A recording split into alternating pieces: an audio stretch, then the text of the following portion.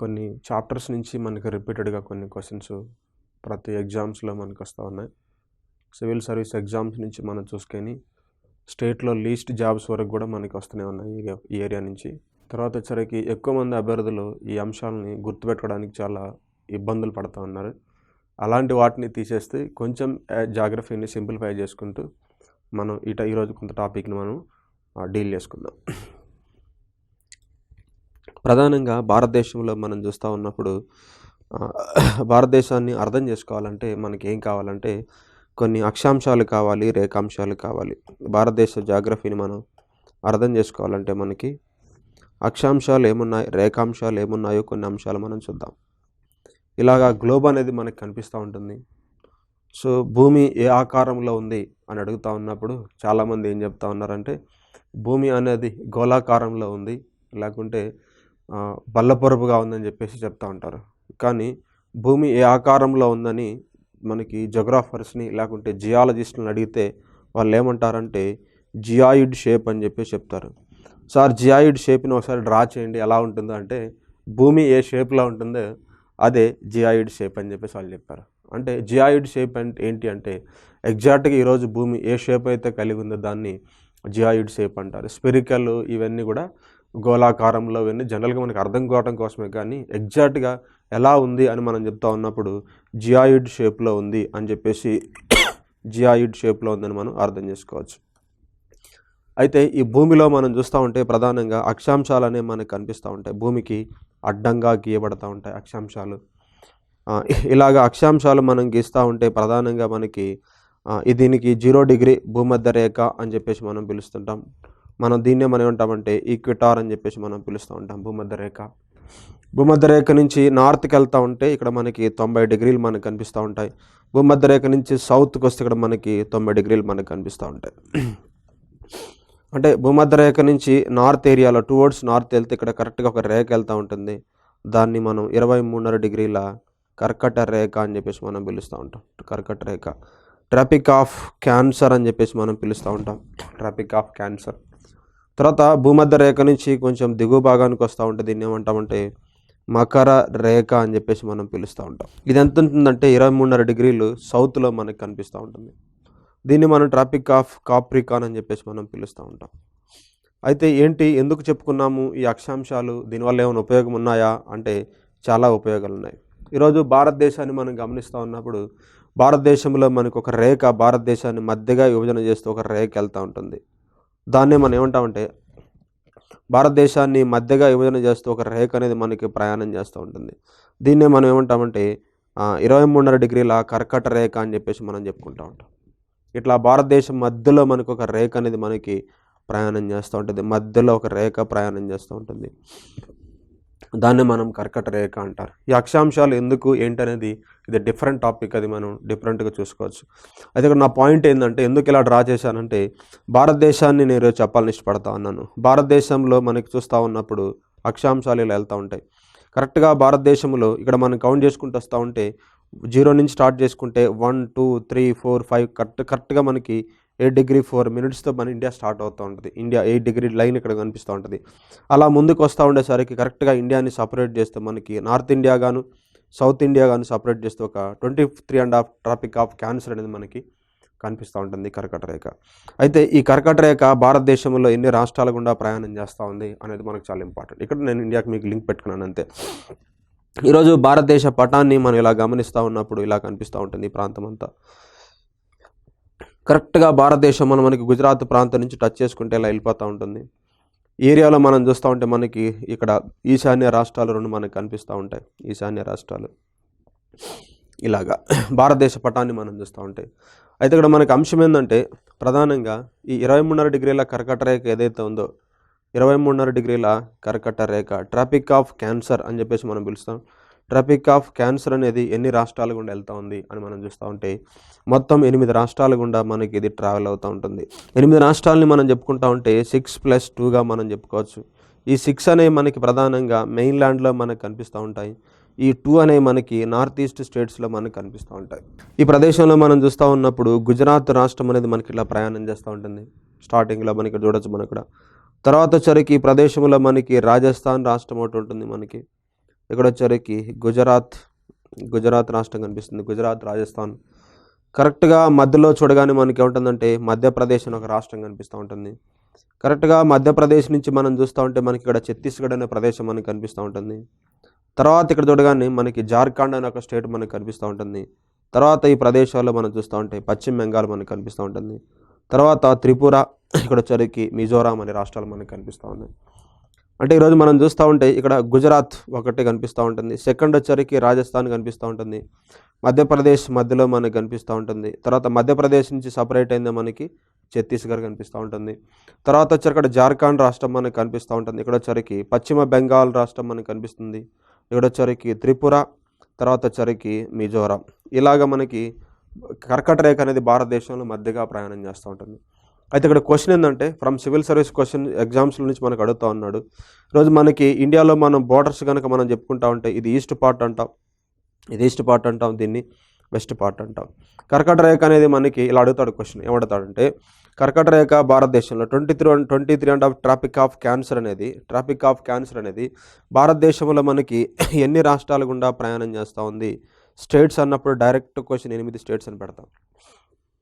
కాబట్టి ఇక్కడ confuse area ఏంటి, మనకి డైరెక్ట్గా అడుగుతున్నట్టు ఏరియా ఏంటి అంటే మనకి వెస్ట్ నుంచి ఈస్ట్కి వాటిని ఆర్డర్లో పెట్టండి అని చెప్పేసి అడుగుతాడు అనమాట. వెస్ట్ నుంచి ఈస్ట్కి ఆర్డర్లో పెట్టండి, ఏ స్టేట్ కూడా వెళ్తా ఉందో చూడమంటాడు. అప్పుడు మనకు కొంచెం ఇవన్నీ గుర్తుంటేనే మనకు చాలా ఈజీగా మనం ఆన్సర్ పెట్టగలుగుతాం. దానికోసం మనం ఏం చేస్తామంటే సింపుల్గా గురామాచ జాపత్రిమి అని చెప్పేసి మనం పిలుచుకుంటూ ఉంటాం. గురామాచ జాపత్రిమి అనే అంశాన్ని మనం చూస్తూ ఉంటాం. ఇక్కడ గు అంటే మనకి ఏంటిది రాజస్థాన్, మధ్యప్రదేశ్, ఛత్తీస్గఢ్, జార్ఖండ్, పశ్చిమ బెంగాల్, త్రిపుర, మిజోరాం. ఒక్కొక్క రాష్ట్రం ఒక్కొక్క పేరుతో మనం పిలుస్తున్నాం. ఇక్కడ గు అంటే మనకి తెలిసిందే గుజరాత్, రా అంటే మనకి రాజస్థాన్, మా అంటే మనకి మధ్యప్రదేశ్, చా అంటే ఛత్తీస్గఢ్, జా అంటే జార్ఖండ్, పా అంటే పశ్చిమ Bengal that is the west Bengal, three అంటే త్రిపుర, మీ అంటే మిజోరాం. అంటే ఇక్కడ మనకి త్రిపుర, మిజోరాం ఈ రెండు కూడా మనకి ఈశాన్య రాష్ట్రాలు, నార్త్ ఈస్ట్ స్టేట్స్ అంటాము. మిగతా అన్నీ కూడా మనకి మనకి మెయిన్ల్యాండ్లో మనకు కనిపిస్తూ ఉన్నాయి. ఇది ఒక రకమైనటువంటి క్వశ్చన్. అలా కాకుండా మనకి ఈస్ట్ నుంచి వెస్ట్కి పెట్టమని అడిగినా సరే మనకి ఇది ఒకటి గుర్తుపెట్టుకున్నామంటే సో ఇటు నుంచి అయినా అటు నుంచి అయినా ఈజీగా మనం గుర్తుపెట్టుకోవచ్చు.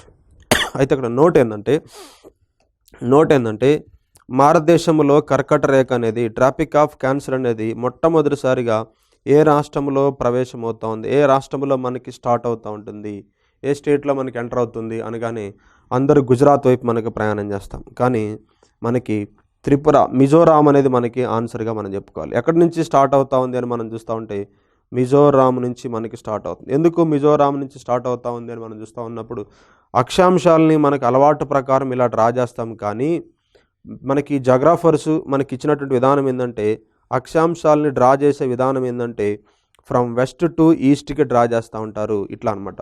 సో కాబట్టి మనకి మొట్టమొదటిసారిగా ఏ స్టేట్లోకి ఎంటర్ అవుతూ ఉంది అని మనం చూస్తూ ఉంటే మిజోరాంలోకి ఎంటర్ అవుతుంది అని మనం చూసుకోవచ్చు. మిజోరాంలో మనకి ఎంటర్ అవుతుందని మనం చూసుకోవచ్చు. ఇది మనకి క్వశ్చన్ ఎలా అడిగినా సరే, వెస్ట్ నుంచి ఈస్ట్కైనా, ఈస్ట్ నుంచి వెస్ట్కి అడిగినా, తర్వాత మెయిన్ల్యాండ్లో ఎన్ని ఉన్నాయి, తర్వాత మనకి నార్త్ ఈస్ట్ స్టేట్స్లో ఎన్ని ఉన్నాయి, ఫస్ట్ ఎక్కడ ఎంటర్ అవుతూ ఉంది అన్నప్పుడు ఇదొకటి ఇలా మనం పెట్టుకోవచ్చు. ఇది ఒక టైప్ ఆఫ్ క్వశ్చన్.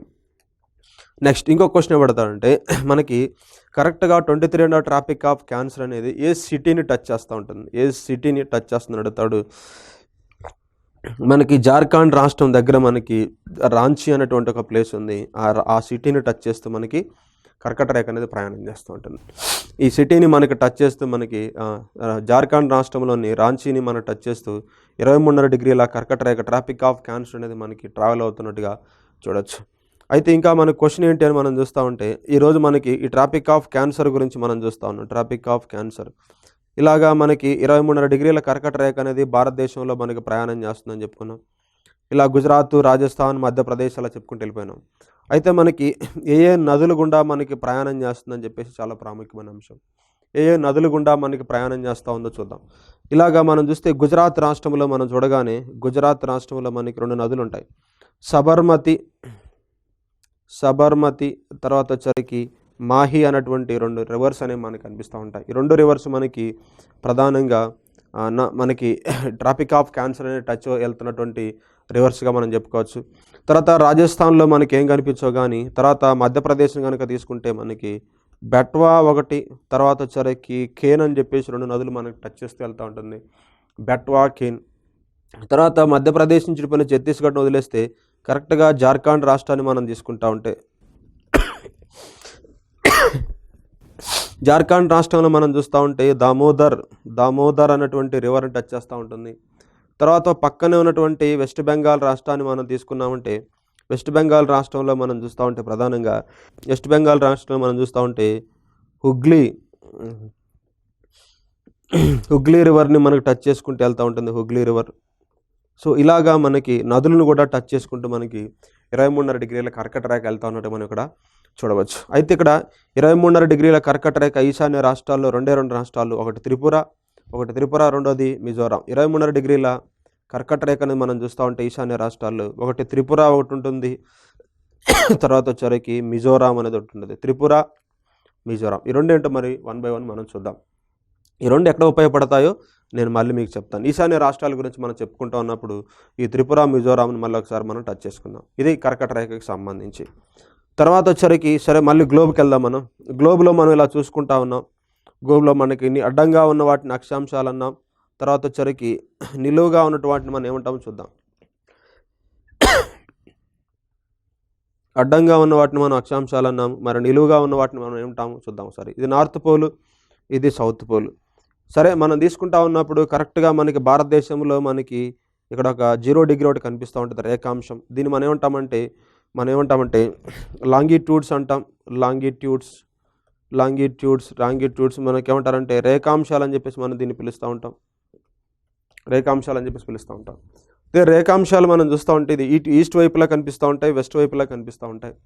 అయితే ప్రతి రేఖాంశం కూడా మనకి ఇక్కడ నార్త్ పార్ట్లోనే స్టార్ట్ అయ్యి సౌత్ పార్ట్లోనే ఎండ్ అవుతూ ఉంటుంది. ఇలాగా ప్రతిదీ కూడా నార్త్ పార్ట్లో ఎండ్ అయ్యి ప్రతిదీ కూడా సౌత్ పార్ట్లోకి ఎండ్ అవుతూ ఉంటుంది.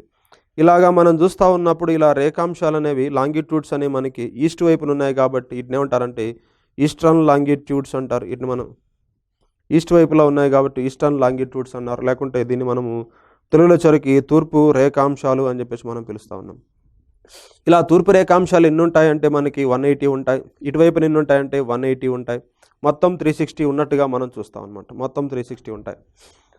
అయితే మనం చూస్తూ ఉంటే భారతదేశం ఇక్కడ 0 డిగ్రీ మనకి వెళ్తూ ఉంటుందని చెప్పుకున్న భూమధ్య రేఖ. భారతదేశ పటాన్ని మనం డ్రా చేసుకున్నాం. ఇక్కడ 23.5 డిగ్రీల కర్కట రేఖ వెళ్తుందని, ట్రాపిక్ ఆఫ్ క్యాన్సర్ అని చెప్పేసి చెప్పుకున్నాం. తర్వాత 0 డిగ్రీకి సౌత్లో చూస్తున్న ట్రాపిక్ ఆఫ్ కాప్రికాన్ మకర రేఖ వెళ్తుందని చెప్పుకున్నాం. భారతదేశాన్ని మనం చూస్తూ ఉంటే భారతదేశం ఇలాగా మనకి గుజరాత్ ప్రాంతం టచ్ చేసుకుంటూ ఇలాగా త్రిపుర, ఈశాన్య రాష్ట్రాలను టచ్ చేసుకుంటూ మనకి ఇలా భారతదేశం వెళ్తుందని చెప్పుకున్నాం. అయితే భారతదేశంలో మధ్యగా ఒకటి వెళ్ళింది, అదే మనకి కర్కట రేఖ అని చెప్పేసి మనం చెప్పుకున్నాం, మధ్యలో వెళ్ళింది. మరి నిలువుగా ఏం వెళ్ళింది, ఏ లైన్ ఎంత నెంబర్ వెళ్ళింది అంటే మనకి అది దట్ ఈస్ ద 82.5. అంటే భారతదేశాన్ని మనం తీసుకుంటా ఉన్నప్పుడు భారతదేశంలో అడ్డంగా అంటే నార్త్ ఇండియా గాను సౌత్ ఇండియాను సపోర్ట్ చేస్తూ మనకి 23.5 డిగ్రీల ట్రాపిక్ ఆఫ్ క్యాన్సర్ అనేది వెళ్ళింది. తర్వాత వచ్చరికి భారతదేశంలో మధ్యలో మళ్ళీ మనం చూస్తూ ఉంటే మనకి ఇది ఈస్ట్ ఇండియా గాను వెస్ట్ ఇండియా గాను సపరేట్ చేస్తూ ఒక లైన్ మనకు కనిపిస్తూ ఉంది. దాన్నే మనం 82.5 తూర్పు రేఖాంశం అని చెప్పేసి మనం పిలుస్తాం, ఈస్టర్న్ లాంగిట్యూడ్ అని చెప్పేసి చెప్పుకుంటా ఉన్నాం. ఈ రెండు ఎక్కడ కలిసాయి అనేది ఒక క్వశ్చన్. దానికన్నా ముందు మనం ఏం చేస్తామంటే ఇట్లాగా మనం డ్రా చేసుకున్నాం మనకు రేఖాంశం భారతదేశంలో మధ్యకి వెళ్తూ ఉందని. మధ్య బాటు గురించి మనం మాట్లాడుకున్నాం. ఇంకా చాలా పెద్ద డీటెయిల్ ఇన్ఫర్మేషన్ ఉంటుంది. నేను ఏంటంటే కొన్ని ఏరియాలను నేను ఫోకస్ చేయాలని ఇష్టపడుతున్నాను కాబట్టి దాన్ని నేను కవర్ చేస్తూ ఉన్నాను. మనం డీటెయిల్ చెప్పుకోవాలంటే తక్కువ టైంలో మనకు కష్టం కాబట్టి ఇంపార్టెంట్ ఏదైతే నేను చెప్పాలనుకుంటున్నానో దాన్నే ఫోకస్ చేస్తున్నాను. రైట్, 82.5 తూర్పు రేఖాంశాన్ని మనం చూస్తూ ఉన్నప్పుడు ఏ రాష్ట్రాల గుండా ప్రయాణం చేసింది అన్నప్పుడు మనం చూస్తే మనకు అర్థమవుతుంది.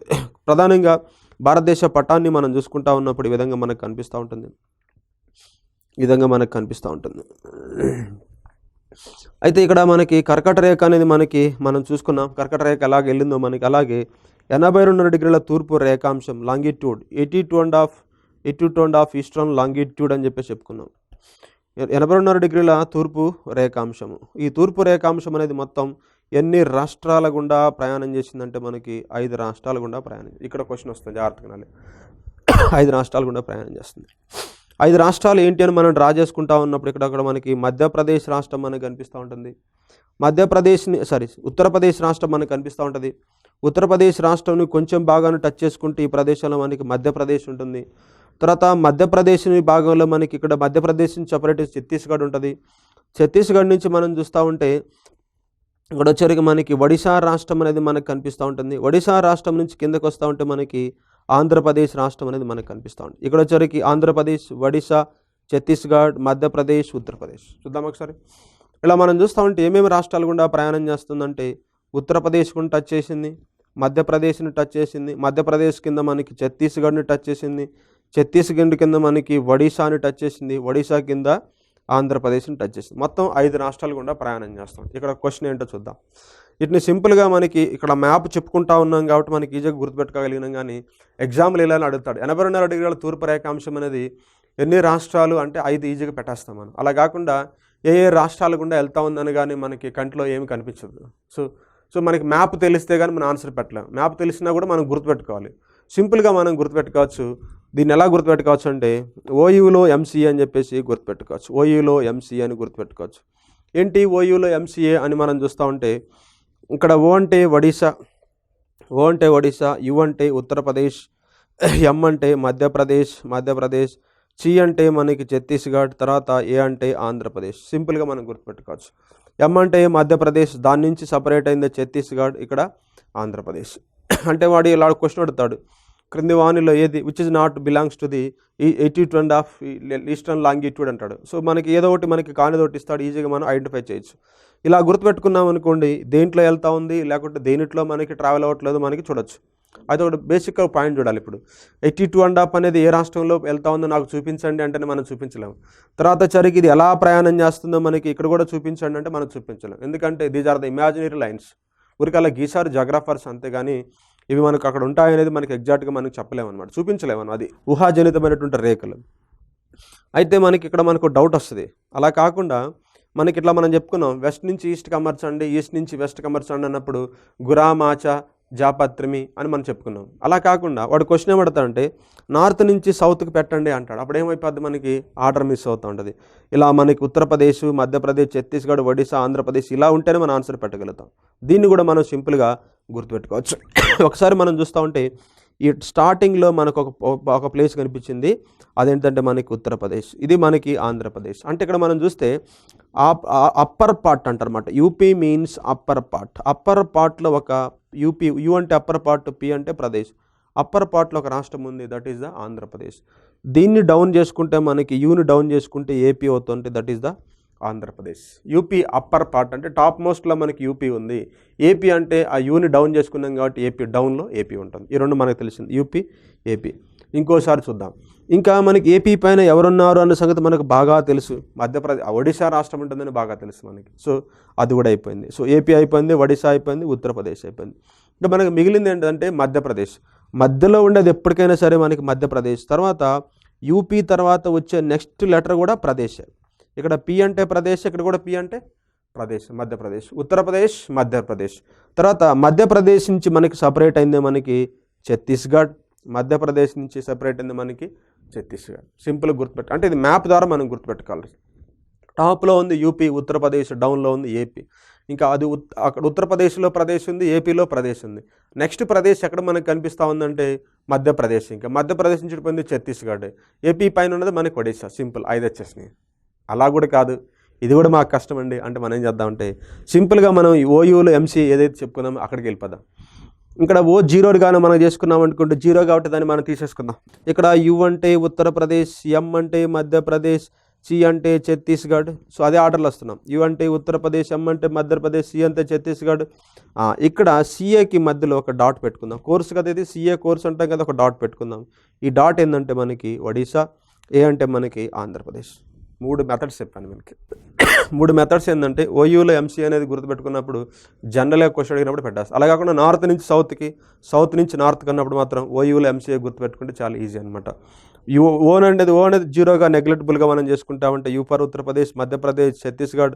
సిఏ కోర్సు కాబట్టి ఇది ఒక లాంగ్వేజ్, ఒక చార్టెడ్ అకౌంట్ ఒక కోర్సు కాబట్టి దీన్ని మధ్యలో 0 పెట్టుకుంటే దట్ ఈస్ ద ఒడిశా అని పెట్టుకోవచ్చు, ఆంధ్రప్రదేశ్.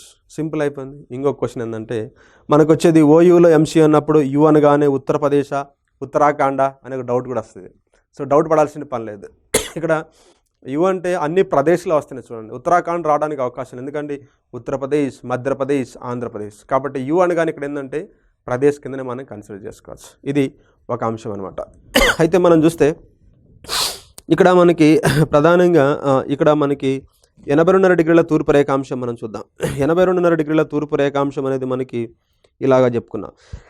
82.5 డిగ్రీల తూర్పు రేఖాంశం అనేది ఇలా మనకి ప్రయాణం చేస్తుంది అని చెప్పుకున్నాం. అయితే ఇక్కడ మనకి యూపీ అప్పర్ పార్ట్ అని చెప్పుకున్నాం కదా, ఓయూలో ఎంసీ అని చెప్పుకున్నాం. ఓ తీసేసుకుందాం. యు అంటే ఉత్తరప్రదేశ్, ఎం అంటే మనకి మధ్యప్రదేశ్, ఇక్కడ సి అంటే ఛత్తీస్గఢ్, ఇక్కడ మధ్యలో మనకి డాట్ అని చెప్పుకుని ఇక్కడ వచ్చరికి ఒడిశా, ఇది వచ్చరికి ఏపీ.